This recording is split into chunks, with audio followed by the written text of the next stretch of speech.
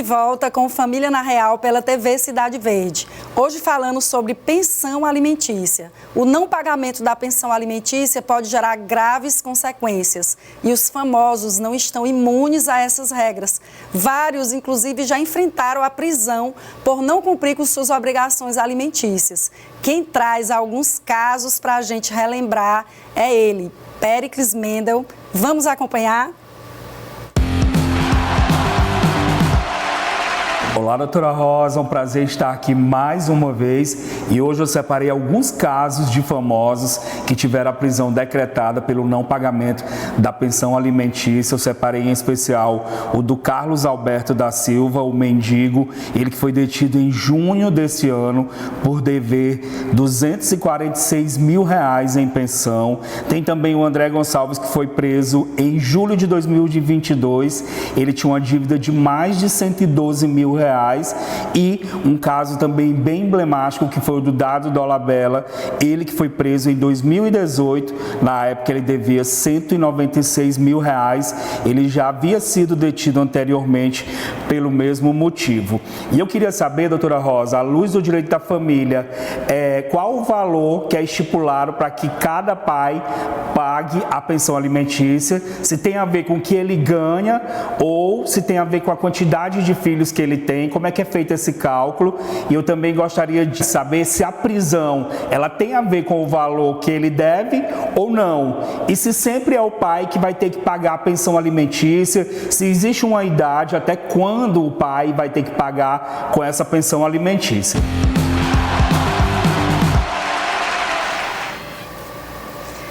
Vamos tirar todas essas dúvidas aí, doutor Elton, que são recorrentes na sociedade. Falar um pouco do atraso de pensão, falar um pouco sobre a pergunta dele se a prisão assim, é automática, está devendo pensão, já vai preso. Então eu lhe pergunto, o que acontece com o devedor de pensão, que é muito comum. Inclusive, na pandemia, que nós tivemos aí um impacto na economia, nós tivemos aí grandes problemas de desemprego, talvez tenha sido a ação que mais nós propusemos na Defensoria, foi a ação para cobrar pensão atrasada, bem como revisão de pensão, que é aquela que você tenta alterar o valor inicial da pensão, que nós também vamos tirar a dúvida aqui.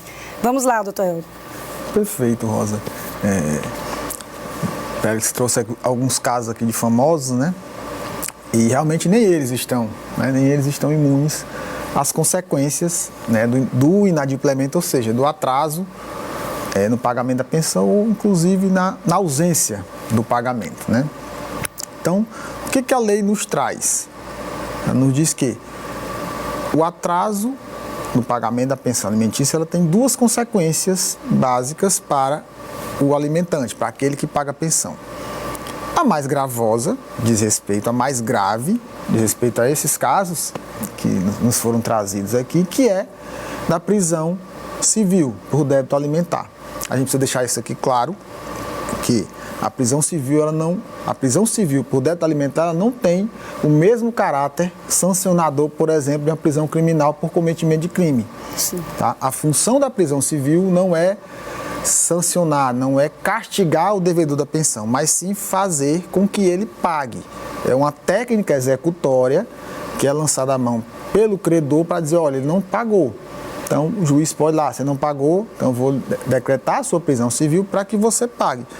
Tanto assim que, pelo menos na minha experiência forense, a maioria dos casos, o papai não chega a ficar preso. Ele vai detido e naquele trâmite ali de comunicação com o juízo, como a gente costuma brincar no interior, no passe de mágica o dinheiro aparece e aí ele não chega sequer a ser conduzido, né, ao presídio. Mas, enfim, existe essa possibilidade, ou seja, atrasou pensão alimentícia, e aí aqui é um outro mito que a gente vai aproveitar e desmistificar. Existe uma confusão entre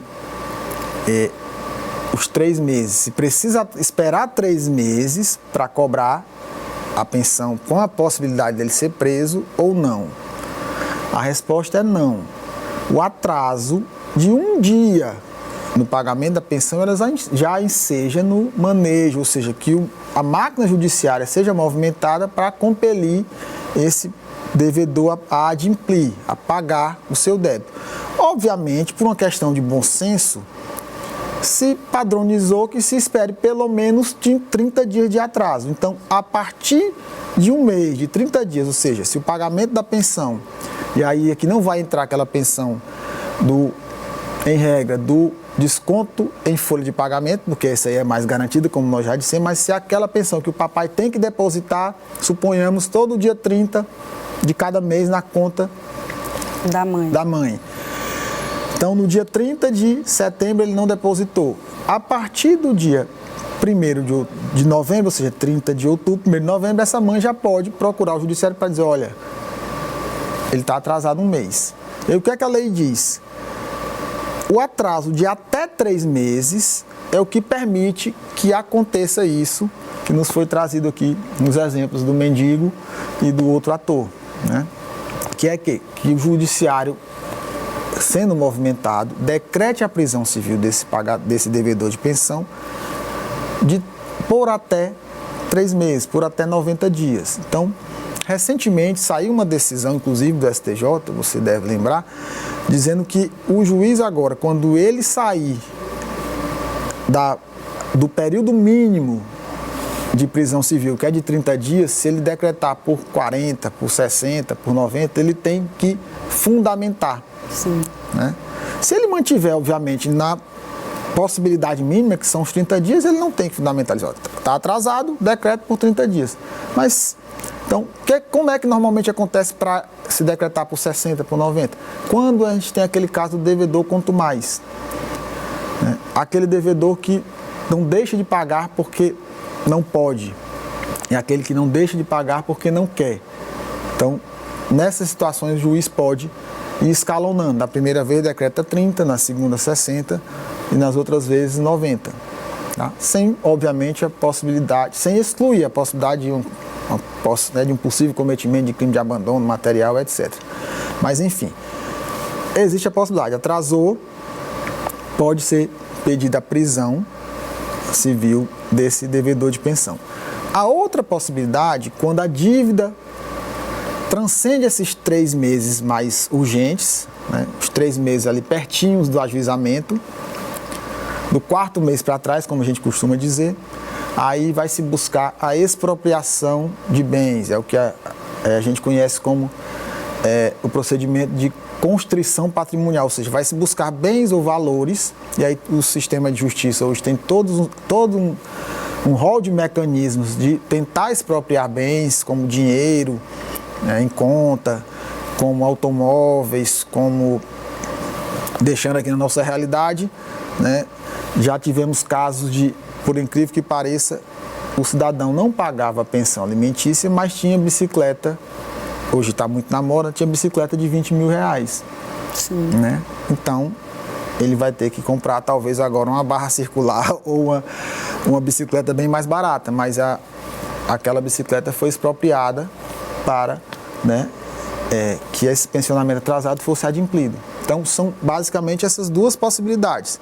A dívida mais recente, que são aquelas 3 até de 1 mês a 3 meses de atraso, isso pode ensejar na prisão civil. E do 4º mês para as mais antigas, já que chega, por exemplo, às vezes o pai está devendo 1 ano de pensão, então as 3 mais recentes, ele corre o risco de ser preso, se não adimplir, se não pagar quando for chamado no processo. As outras 7 mais antigas, o sistema de justiça vai buscar bens, né, ou valores para satisfação dessa pensão em atraso. E a gente vê muitos casos, doutor Elton, de pessoas que não acreditam, que acham que nunca vai acontecer com eles, que eles não vão ser presos, que de fato, enfim, a gente sabe que nem todo mundo, e por diversas razões, o judiciário, às vezes, as pessoas acham que vai demorar, né? E realmente demora por uma série de fatores, estrutura, enfim. Mas essa prisão, ela é automática? Então, é importante a gente esclarecer que existe o contraditório e ampla defesa. A partir do momento que o cidadão atrasa, como o doutor Elton colocou, até 3 meses, você pode propor uma ação de execução de alimentos ou de cumprimento de sentença, dependendo do título, se for uma sentença, se for um acordo, e a partir daí vai existir um processo. Aquele cidadão, ele vai ser citado, ele vai apresentar a defesa dele, ele vai justificar o porquê que ele não pagou. Eu fiquei doente, eu fui acidentado, eu estou desempregado. E aí existe uma série de possibilidades. Ele pode pedir um parcelamento, aquele que vai receber a pensão, ele pode aceitar, o juiz pode marcar uma audiência, vai existir um processo. Se porventura esse cidadão não apresentar a defesa dele, dependendo da modalidade de execução, que pode ser a prisão, que pode ser a penhora, como o doutor Elton colocou, aí sim ele pode ser preso. E é importante também a gente dizer que o fato dele ser preso, que é uma medida aí mais educativa do que coercitiva, como o doutor Elton colocou, não vai eximir dele pagar aquele valor. Então, o fato dele ser preso, a dívida continua lá. Todo mês, se ele continuar atrasando, aquela dívida vai aumentando, igual uma bola de neve. Então, a gente sabe hoje que uma das maiores dificuldades do profissional que atua na área de família, que cobra essa pensão, é exatamente localizar os rendimentos do devedor, localizar bens do devedor, localizar valores do devedor. E graças a Deus, né, doutor Elton, e as ferramentas hoje que a Justiça tem, existem várias situações de que o juiz pode se valer. Você é um expert, podia falar um pouco rapidamente do Cisbajude, do 139, que é o Poder Geral de Cautela. Hoje a gente sabe até que cartão de crédito pode ser suspenso. Então você, devedor de alimentos, que recebe uma citação da Justiça para apresentar uma defesa num processo de alimentos que você está devendo, alerta, procure um profissional urgente para fazer sua defesa, até porque o prazo é muito pequeno. Você tem 3 dias para apresentar uma defesa ou 6 dias se for através da defensoria. E se você se mantiver inerte, ou seja, não falar nada, você pode ser preso imediatamente. E aí esse contraditório, essa oportunidade que você teria de se defender e de explicar o que aconteceu, você vai perder. Então, doutor Elton, eu queria que você falasse um pouco dessas ferramentas que hoje o judiciário ele tem para, vamos dizer, constranger, obrigar o devedor a pagar a pensão atrasada. Perfeito, Rosa. Hoje o judiciário ele tem já há algum tempo, né? Ele tem algumas ferramentas, tá, de busca de bens e valores e como mecanismo também de compelir esse devedor a satisfazer esse débito.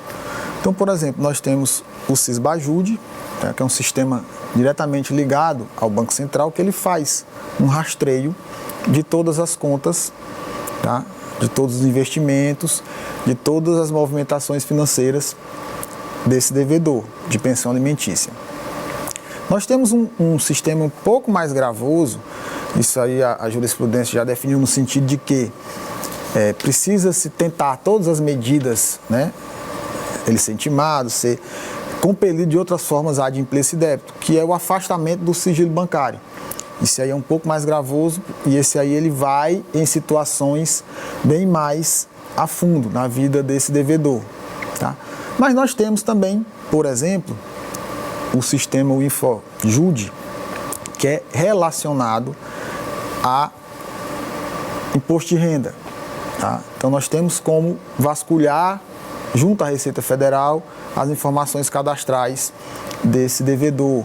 Nós temos o Renajude, que hoje, pelo menos já no PJE, no Tribunal de Justiça do Maranhão, já é permitido que através de um simples comando, antigamente tinha que oficiar para os órgãos de trânsito, hoje através de um comando já pelo próprio sistema, o juiz tem como bloquear a carteira de motorista ou bloquear, dar uma ordem de bloqueio de circulação de um veículo titularizado pelo devedor de pensão. Então, cada vez mais, né, isso aí eu estou falando só de sistemas oficiais do que o judiciário tem à disposição. Sim. Mas você, como ator das redes sociais, sabe que existem outros sistemas, né, privados, extrajudiciais, de busca de bens e valores, que aí havendo essa pesquisa extra, que infelizmente o judiciário não dispõe dessas ferramentas ainda, mas isso pode ser comunicado no processo.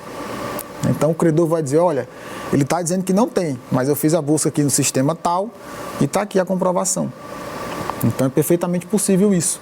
E uma que aqui cabe uma observação, que por conta desses sistemas informatizados, muitos advogados, muitos credores esqueceram da antiga penhora. Aquela que o oficial de justiça vai lá, né, no local indicado pelo credor, com mandado de penhora, buscar. Então esse caso da bicicleta que eu falei, não foi encontrado através de sistema. Foi informação da parte credora de que o devedor possuía uma bicicleta, né, de 20 mil reais. E o oficial de justiça foi lá, encontrou a bicicleta, penhorou para satisfação do débito. Então, às vezes, o credor, nós já tivemos casos do credor ter aqueles, eu não sei como é que chama, paredões de som, né? Sim. Acho que o termo é esse. Sim. Que valiam 3, 4 vezes o débito alimentar. E aí o paredão foi penhorado e foi vendido para quitação do débito. Então, essa penhora, a antiga penhora, né, e a avaliação lá que saiu mandado, o oficial de justiça botava debaixo do braço e ia lá cumprir, ainda existe. Então a gente tem que lembrar muito dela, porque muitas vezes, principalmente nas cidades pequenas, né, ou o devedor não é um ator famoso, ou não é um jogador de futebol. Então, esses outros meios, né, de buscar satisfação, eles devem ser realmente levados em consideração. A gente sempre vê na questão do devedor de alimentos que nem sempre o devedor de alimentos ele é uma pessoa negligente, ele é uma pessoa irresponsável. Pode acontecer de fato que ele tenha tido um problema, ele foi demitido do trabalho, ele esteja desempregado, ele esteja com dificuldade de cumprir, de honrar o pagamento da pensão. Nem todo pai é negligente, a gente sabe disso. Mas o que a gente sempre está dizendo, né, conversando com os nossos constituintes, é que numa situação dessa, você converse com a mãe, ou se não for possível, você, através de outra pessoa, você avise, eu vou atrasar.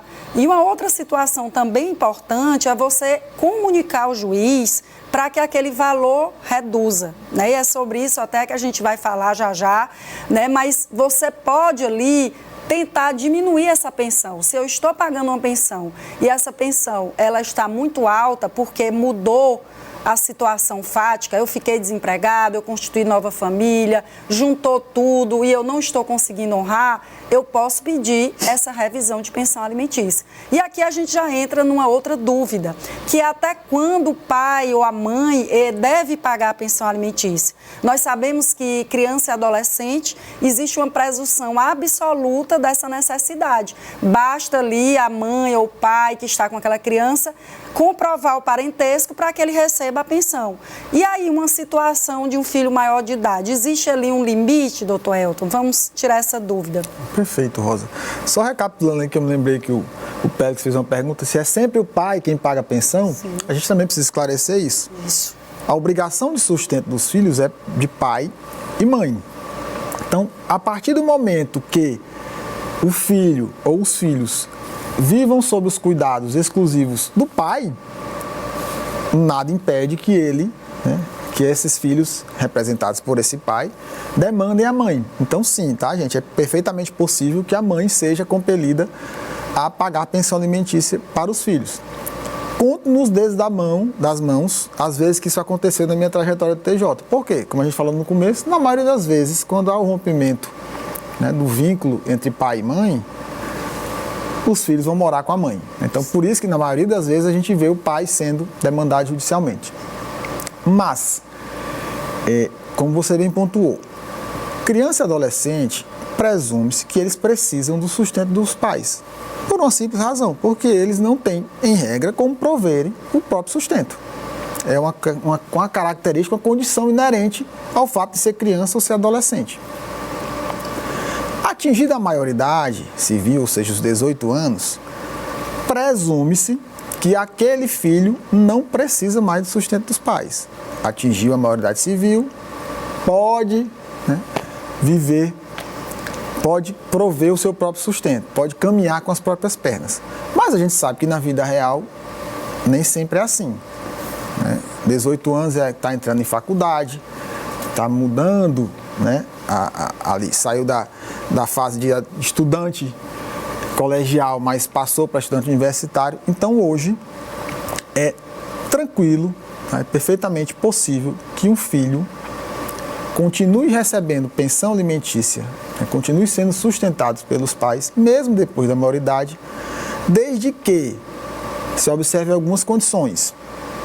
Primeira, que ele comprove, porque aí aquela presunção de que não precisa mais, de que precisa do sustento dos pais, porque não pode prover por si só os alimentos, acabou quando ele atinge 18 anos, então ele precisa agora comprovar que precisa ainda do sustento dos pais após os 18, esse é o primeiro requisito. O outro requisito é que ele esteja estudando, seja um ensino técnico, seja um ensino universitário, tá? E, em regra, salvo raríssimas exceções, decisões que a gente já viu aí bem escassas, essa pensão excepcional, porque a gente tem que entender ela como excepcionalidade, passa dos 24 anos. Então, são esses requisitos. Até 24 anos, que esteja estudando e que comprove que ainda precisa do sustento dos pais. Entra uma outra possibilidade, que aí eu volto a fazer o recorte para o caso da minha filha.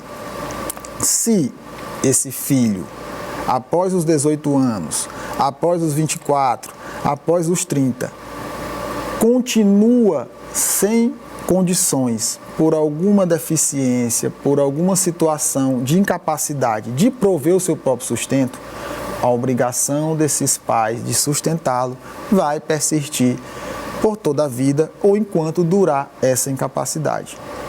Então, se o filho tem alguma deficiência que o impossibilita de trabalhar, de prover o seu próprio sustento, é óbvio que esses pais, e aí entram pai e mãe, serão obrigados a prover o seu próprio sustento enquanto vida ele tiver.